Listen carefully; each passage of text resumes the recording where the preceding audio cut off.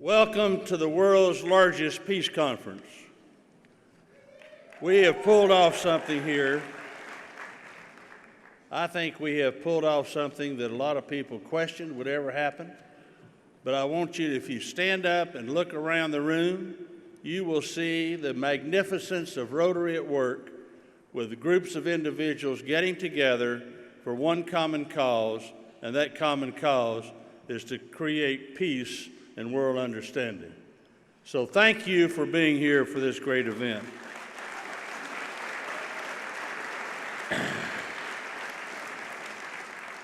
Being here today kind of reminds me of a trip I had not too long ago where we were celebrating the annual Rotary Day at the United Nations.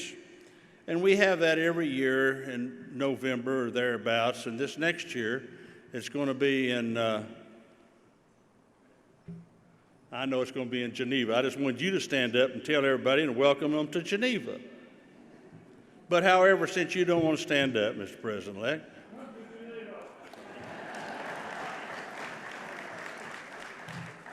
but you know, we've had that conference there for several years and we're going to take and move it. But I don't know how many of you have had the opportunity to visit the United Nations. Let me see your hands. So quite a few. But do you remember going out there and you remember out on the plaza of the United Nations, there's a statue. It's a statue of a man with a sword into a plowshare. You remember that? Well, isn't that what we're here about? Isn't that what we're trying to do? That statue was inspired by a verse from the Bible, which most of you probably know, and it was created by an artist from the Soviet Union, which is a pretty remarkable combination when you get to think about it.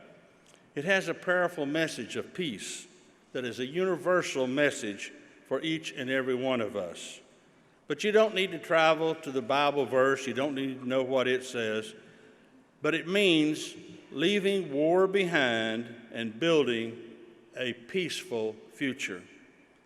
Now, some of you may know that my father was a stonemason. He worked with his hands with care, with attention, and with the pride of what his work was. He built our family home, starting with nothing but a wheelbarrow and a shovel, digging out the foundation by hand. He came from Germany by himself as a teenager, looking for a better life. And he built that house himself, as I said, with his own hands, his own tools, and his own determination that the children would grow up better in a world than what he had. When I saw that plowshare outside on the plaza, I thought of men like my father, using tools instead of weapons to build a better future. And when you think about it today, and then think about it in that way, building peace ourselves with our own hands, it doesn't take much to have such a radical idea.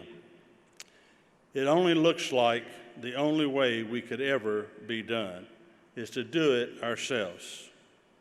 Peace is not built in congresses or parliaments. It doesn't get built by armies or presidents or even the United Nations building in New York.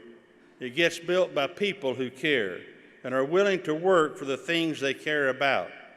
Things like sustainable economic growth, human rights, clean water and air, sanitation, literacy, health. You need to have all of those if you want to build a community or a country or a world of peace.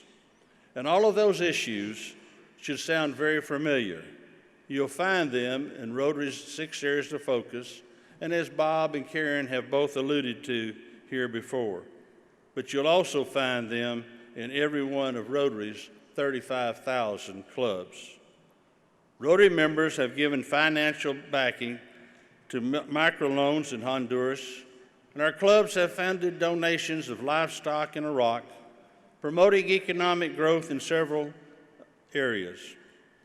We're training nurses in East Africa and funding new schools in Afghanistan, ensuring the rights of children to live and to grow. And our Peace Fellows programs have brought police officers, faith healers, and young professionals to communities recovering from conflict, where they serve as living examples of the great potential of lasting peace. We've identified problems. We've equipped communities with the tools they need and empowering them to use those tools far and wide. This year, Rotary is exploring a simple theme. It's all that we strive to accomplish, summed up in just 3 little words: Rotary serving humanity. It's a theme that reflects the kind of work that we've been doing for 112 years. We bring our talents, our tools, and our time, and most importantly, our determination to address the most critical needs of our world. Many of you already know that our United Nations and all 192 of its member states have endorsed a blueprint for addressing these critical needs. It's called the Goals for Sustainable Development, a list of 17 areas where people of the world can come together to address the most pressing economic, political, and social challenges. It is a hugely ambitious list, and it has to be if we are going to create world peace and understanding. But the ultimate aim of all these goals is nothing less: peace, prosperity, security, and equality for all humanity. How do you even begin to tackle such a project? At Rotary, our answer is simple. You plan it out, you get to work, one step at a time.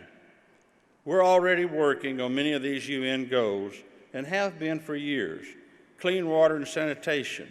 New wells are stopping the spread of infectious diseases. Quality education. Something as simple as putting functional bathroom facilities in schools improves health and increases attendance. Good health and well-being. Through our vaccination program, we are stunningly close to eradicating polio, with only 5 cases left in the entire world.